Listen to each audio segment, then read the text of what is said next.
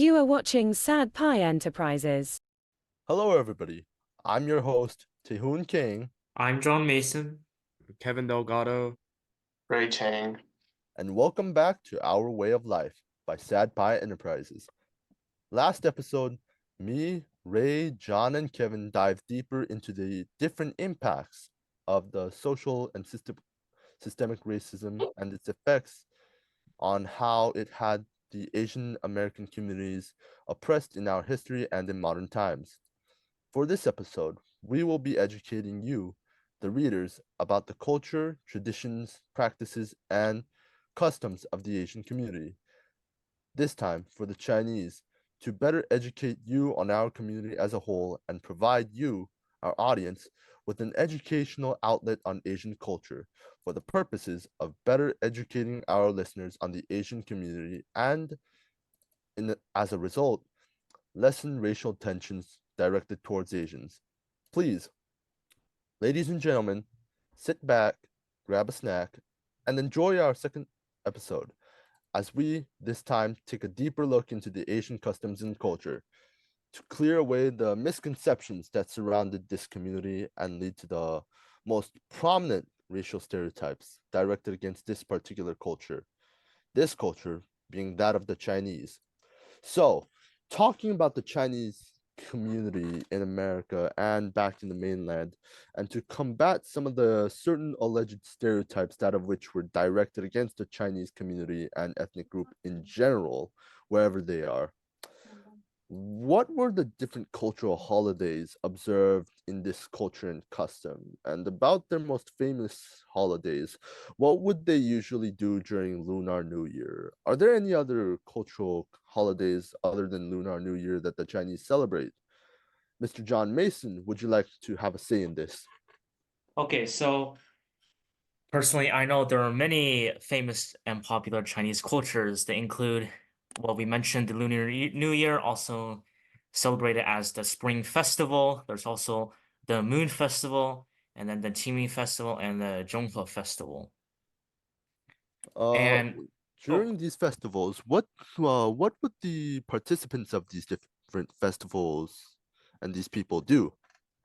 okay, so one of them I would like to discuss will be the Spring Festival because it is arguably by far the largest and most important Chinese holiday of all, and it takes place on this Lunar New Year. So many key activities include big gatherings of relatives. So like sometimes families who might have like even distant relationships can get together in like these huge gatherings. And there's the traditional practice of giving red envelopes that most of us probably would already know about.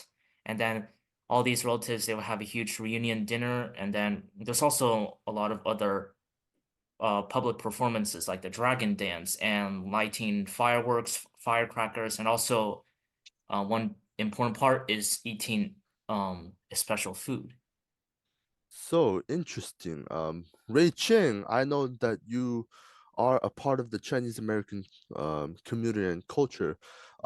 Could you like to describe to us the different kinds of foods that are involved with these different celebrations, Mr. Okay, Ray so Cheng? the different kind of cuisines that people and that the Chinese people may choose to eat during prominent festivals like um the the Lunar New Year and the Dragon Boat Festival and this Qingming Festival. It depends it varies from different it depends and it varies based on what kind of festival you're talking about and um and these different kind of foods for each festival can also come in a a very wide ranges. Like so, for example, like my family and I, we personally to celebrate Lunar New Year, we would we eat like a wide range of food, uh, and the most important of these foods are dumplings would have these red dates Mm. these red dates kind of symbolize luck to us and good fortune. And whenever when we're eating a dumpling and we find one of these red dates, we would actually we have this tradition of like whoever finds a red date would actually get this red envelope of like a certain amount of cash, like a $2 Ooh. bill. So, speaking on your own experience, have you ever received this red envelope with this cash, and how much did you really receive in this red envelope, Mr. Ray Chang? Oh, okay. The amount that I would receive would be based on how many red dates I am able to find when I am eating the dumplings. Mm, I would also like to add that the Lunar New Year cuisine is not just is not solely limited to dumplings, but we eat like other foods. Like one of my personal favorites is honey walnut shrimp. mm. Also, fried rice, Beijing beef. Yeah, it's all delicious, and yeah, and it makes this a wide variety of food makes such festivals a very enjoyable time to like with my relatives and my family. I see. Sounds very delectable and also very savory from what I've heard about the honey nut shrimps and also the certain other foods that of which were here. Was the honey nut shrimps or was it a Honey different walnut shrimp. honey walnut shrimps? Yes, it sounds very delectable. I would Yes. like to try it one day. Anyways, moving on from that and more into the different cuisines that the Chinese American community have, I would also like to ask about what are some Chinese delicacies that the Chinese eat on special or daily occasions, actually? And are these foods eaten commonly on a daily basis, or are these foods more reserved for special occasions? And have any of you actually tried any of these foods before? And could you describe to us these foods? Mr. John Mason, would you like to have a say in this?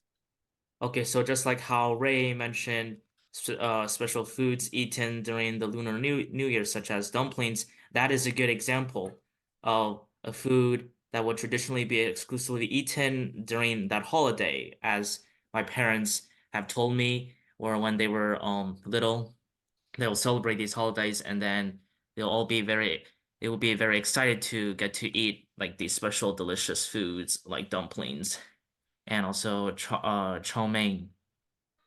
And also Mm, one Chinese delicacy that I've been able to taste myself, which I think personally is very unique, is called the lion's head. Lion's head basically is a fairly large Chinese meatball that is cooked with ground pork or beef, either one. And usually it is made in high fat, so it can promote good texture and the iconic soft taste.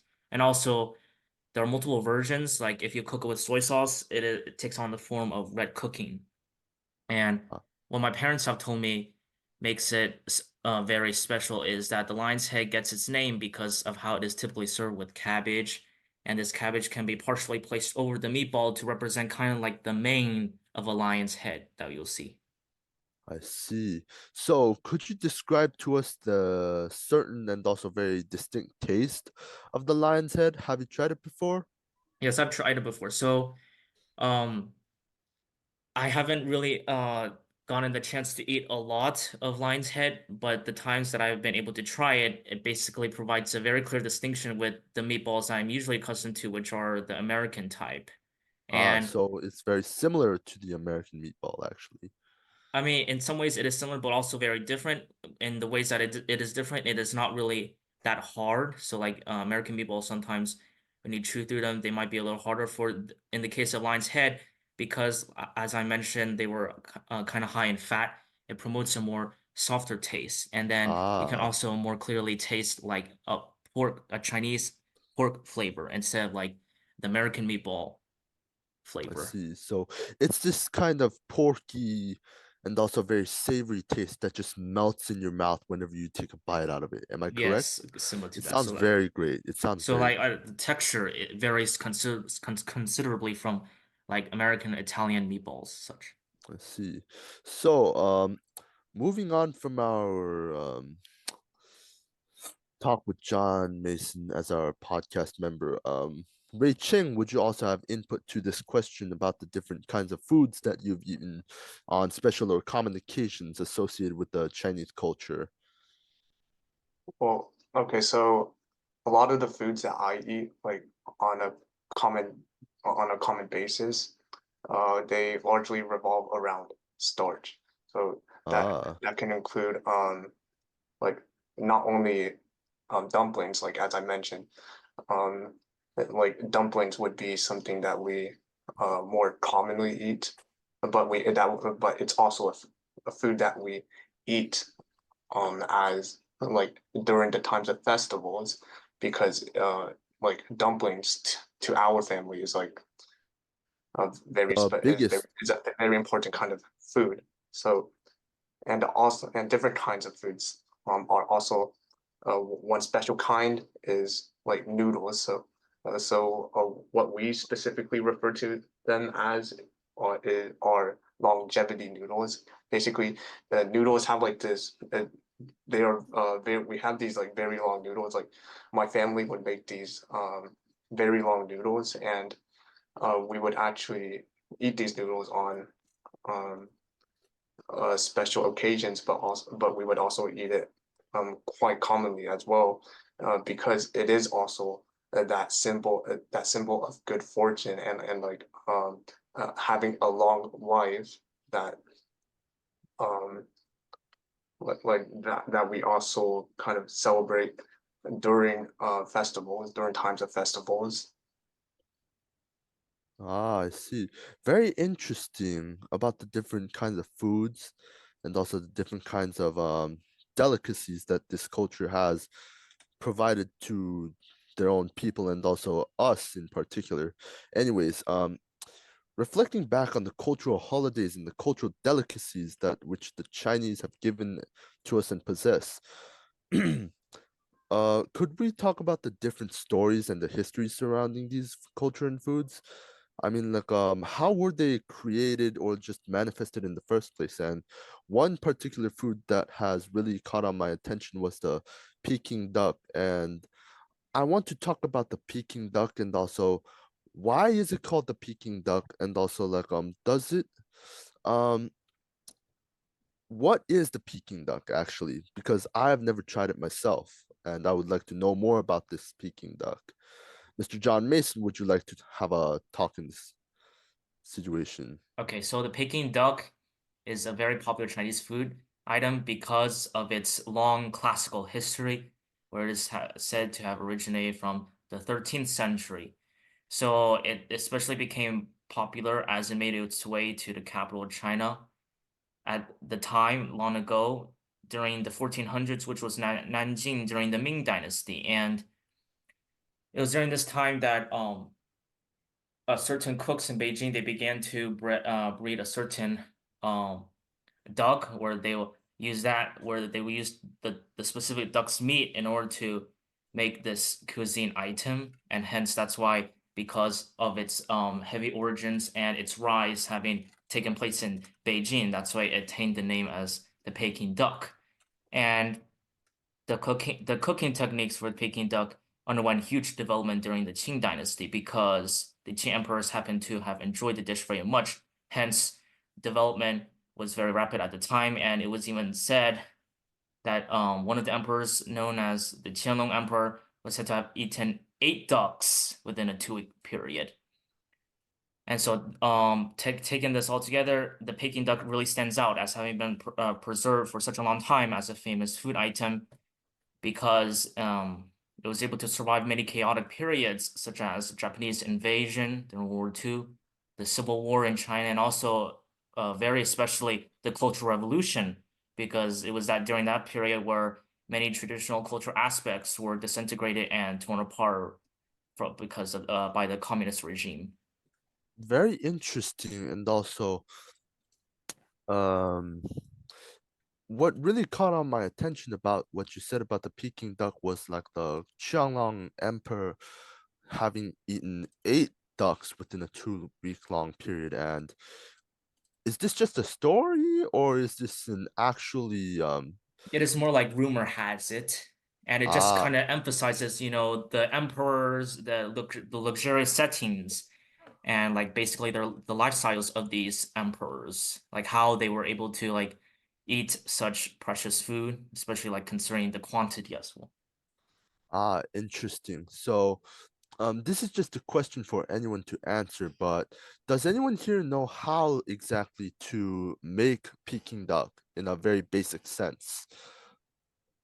Or we can move on from this question if you guys are uncomfortable with this as my fellow podcast members. Yeah, I don't know much about making Peking duck personally. Like, Yeah, I me just neither. Like I enjoy the foods, but not really about how to exactly like cook them. mm, I yeah, see. It still sounds very interesting considering it has ties to the very deep histories of the Chinese dynasties in the 13th century, and also it is a very historical dish from what I have heard from you two. Anyways, moving on from the different cultures and the different historical holidays and historical foods that we've covered about this culture so far, and moving towards the culture and tradition of the Chinese community here in the States, how did Chinese Americans come to be? Like, what is their story? Uh, what did they come to the United States, our country, for? Why are they here? Mr. Ray Cheng, would you like to talk about this? and so Chinese Americans, they came to the United States during the Industrial Revolution. That they came to the United States and seeking a better life. Like a significant portion of Chinese people who came to the United States during during this industrial era are laborers, like these industrial laborers, um, and and and these laborers, they found jobs in different factories, Mm, and one prominent and another prominent reason why they came to America was actually because of the California gold rush in 1849. So um, so Chinese miners, they wanted to like they came to the United States, or more specifically California, in order to take part in this gold rush that was happening like in 1849. But as a result of this, they would see the beginnings of this white nativism that would that would kind of bring that would facilitate the origins of discrimination at the beginning, discrimination towards them, like uh, like uh, such as the foreign miners tax, which was directed towards these Chinese Americans that, or no, these Chinese American miners that came to California and seeking to take part in this gold rush. Like they would be taxed, they would be faced with a tax in order to kind of to take part in this kind of activity, or this craze rather. I see. Would you have anything else to add on to this? Or Well, the gold rush and the gold rush and kind of the building of the transcontinental railroad by Chinese from Chinese immigrant laborers kind of marked the beginnings of discrimination against Chinese Americans, as that would be the kind of the first times they would actually immigrate to the United States. So shortly after the gold rush, we can see this wave of Chinese exclusion policies that aim to prohibit Chinese people from further immigrating to the United States. And like the most prominent known of these would probably be the Chinese Exclusion Act of 1882, which banned Chinese workers from entering the country and excluding Chinese immigrants' American citizenship, which was a result of this white nativism that I previously mentioned, and this Anglo-Saxonism, which believed in the idea of white superiority and put other groups such as these Chinese American minorities beneath them. And we also see preceding the Chinese Exclusion Act, well, we also see the Page Act of 1875, which is most likely not as well known as the Chinese Exclusion Act, but what this basically did is prohibit Chinese and other Oriental laborers from being recruited into the U.S. And it blocked the migration of Asian women for prostitution. And I would say that it can be seen as the first true Chinese Exclusion Act, though it's not given that title. I see. About all the Chinese Exclusion Acts and also the different kinds of discrimination and also prejudice, I would like to say, the Chinese community had faced while coming to the United States. I believe we have actually talked about this in our previous podcast, had we not? Yeah, we have Ah. briefly touched on the Chinese Exclusion Act in particular.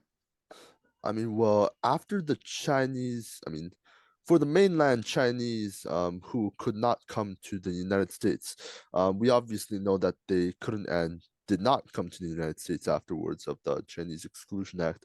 But about the Chinese who were already there in the United States and also stayed in the United States, do we know what happened to these Chinese Americans afterwards?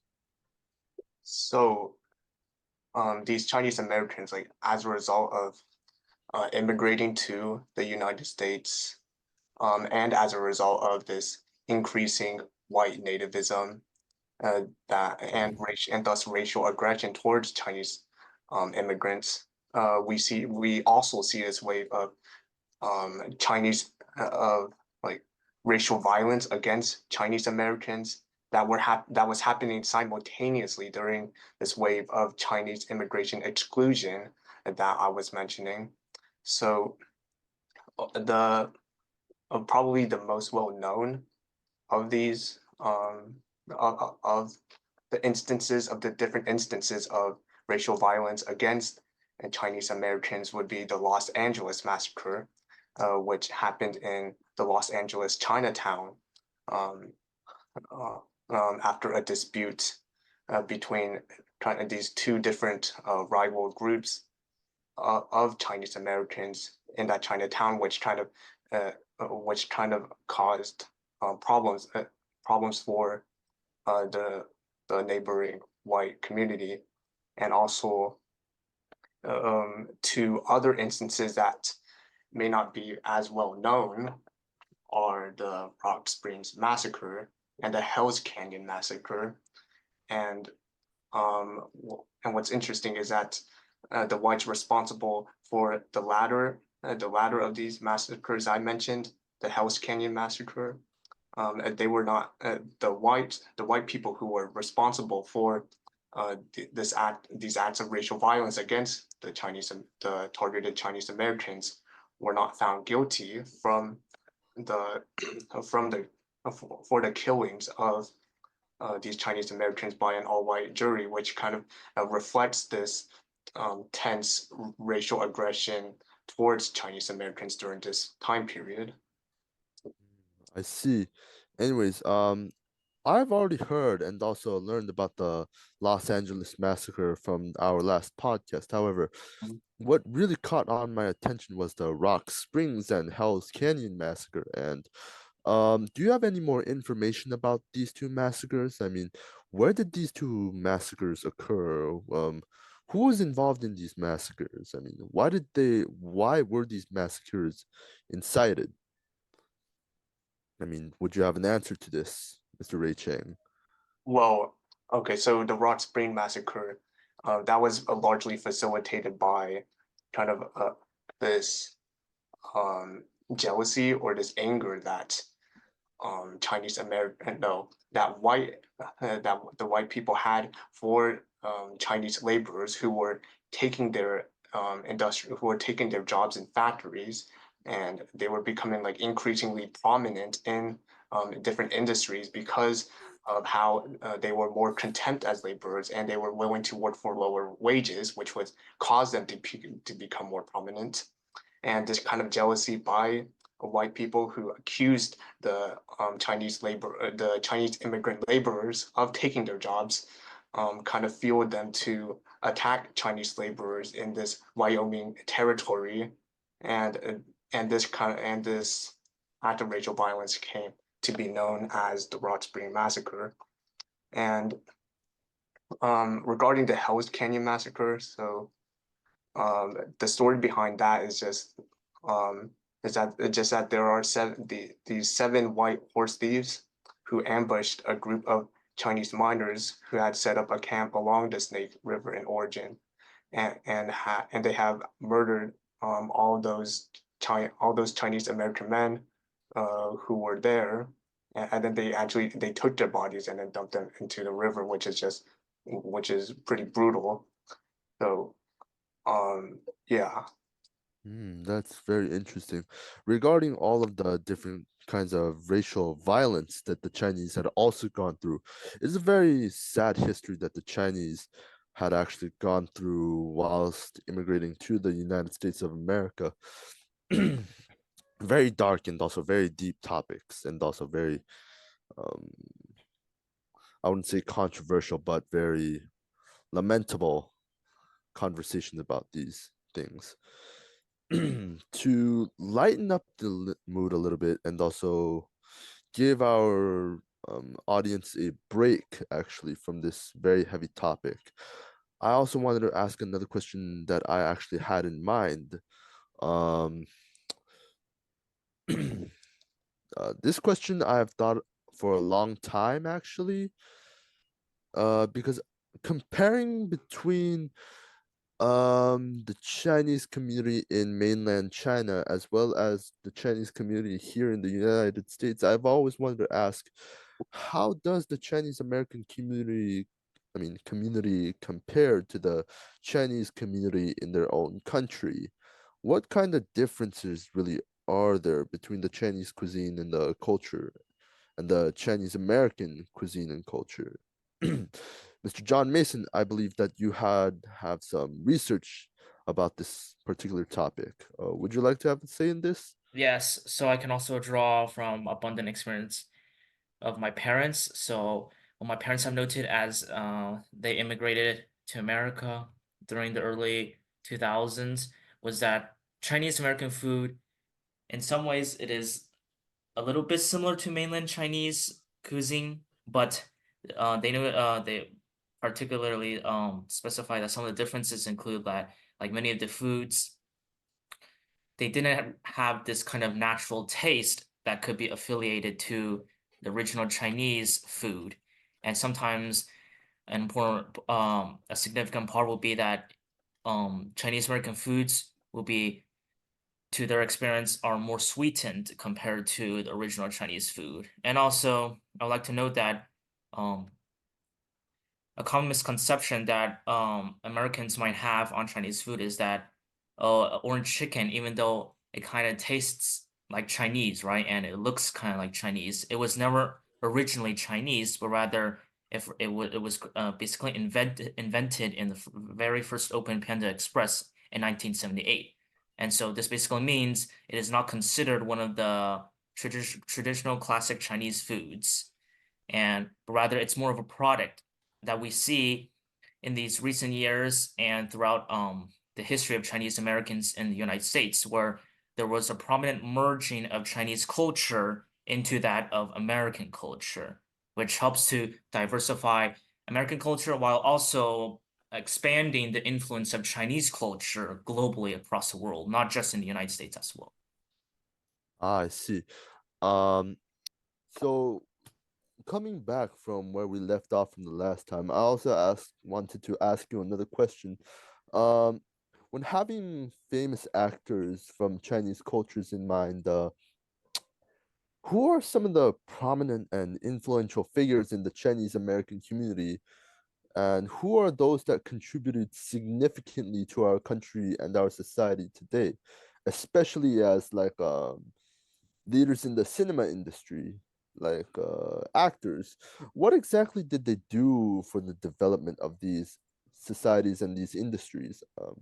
Mr. Kevin Delgado, I know you know a lot about the connections between the Chinese American community and their role in the cinema industry and also their role in other parts of American life. Yeah, so one of the most prominent or popular individuals um, of like the Chinese American culture is Bruce Lee, who's a martial arts legend that is also a renowned actor, who revolutionized, the sport of martial arts itself into the film industry, making it mainstream and popular for the like the future generations of people, of all of any age, young and old. Um, he basically broke stereotypes um among existing Chinese Americans, and he was one of like the first Asian actors to basically achieve global fame and popularity in Hollywood. His one of his like arguably most famous movies is Enter the Dragon, where he basically showcases his um martial arts on the big stage, basically inspiring whole generations of martial artists and people to take on new activities and new hobbies. I see. Upon the topic of Bruce Lee and also some of his roles in the cinematic world and also cinematic industry. So, have you watched Enter the Dragon movie before, actually? I've watched a few like clips of it. Ah, I see. Yeah. So, I'm also very curious as to what kind of an individual Bruce Lee was. So, I actually had heard a rumor about Bruce Lee and also Oh. how much of a prolific actor he was. It was true that he performed his own stunts in his movies. Was I correct? He had no stunt actor actually. Because No stunt actors, all raw from him specifically. He would perform all the um like the different stunts and displays of martial arts and physical skill in the movies. I mean, it must have been a very, very tough time to practice all that skill and um all that what's another word for skill? It anyways, it's it's a very interesting thing to see how Bruce Lee, one of our most famous and prolific characters from many of our childhood, has actually contributed to the lessening of the racial tensions in America and Mhm. actually did so much to improve our industry and also especially our famous Hollywood industry and also our cinematic Yeah. world. Mm-hmm. Anyways, moving on from that question. So I wanted to come back to what Ray Ching had actually said earlier about the different and also very tragic experience of the Chinese American community when they first came to the United States. So comparing their experiences between the older times in American history and their experience today, um, how significant of a role did the Chinese community play in shaping the country we live in today? I mean, what do Chinese people today experience in terms of prejudiced actions such as racism and also prejudice and discrimination? Mr. Ray Cheng, I believe you also have a say in this, in that you are an expert in this. Okay, so to answer your first question, like on the differences of the experiences of Chinese Americans like in the past compared to the present. So well, it is without doubt that Chinese Americans in the past they went through like a lot more hardship of because of the so many restrictions they had to face, like on immigration and trying to settle and find a better life in the United States. Like they had to, like, even after the Chinese Exclusion Act, like some of the restrictions of the Chinese Exclusion Act were like they were kind of they became less tightened, and like Chinese American or Chinese immigration to the United States still remained um like pretty restricted. Like, for example, um Chinese Americans coming from the West Coast would actually have to go through this immigration station on Angel Island in California, San Francisco Bay, where they would face like these harsh harsh conditions of harsh interrogations and long detentions, which made that immigration process to the United States for Chinese people a very difficult process. And though we have made efforts um, kind of lessen these restrictions to diversify our population by letting these by kind of lessening these restrictions on Chinese Americans, like and their immigration. We still see like we still see this discrimination that was influenced by these past historical events still present in like modern education.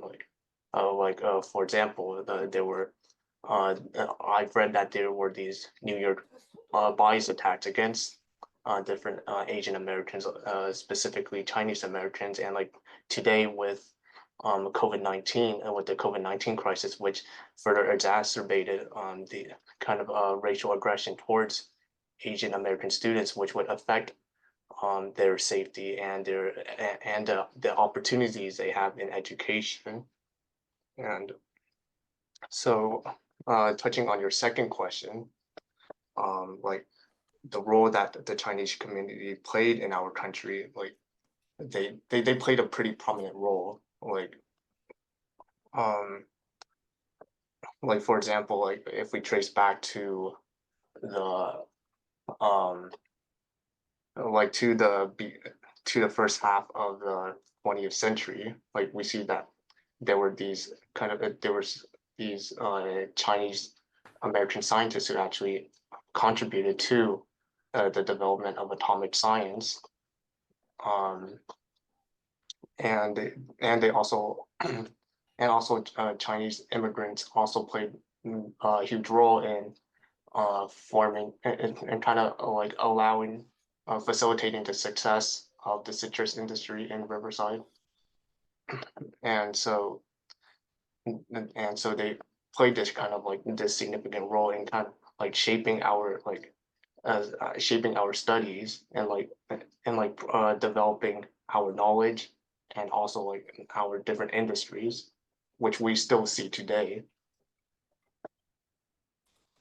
Uh, all right. That was a very deep and also very long and drawn out conversation about their experiences today, and especially in the educational environment.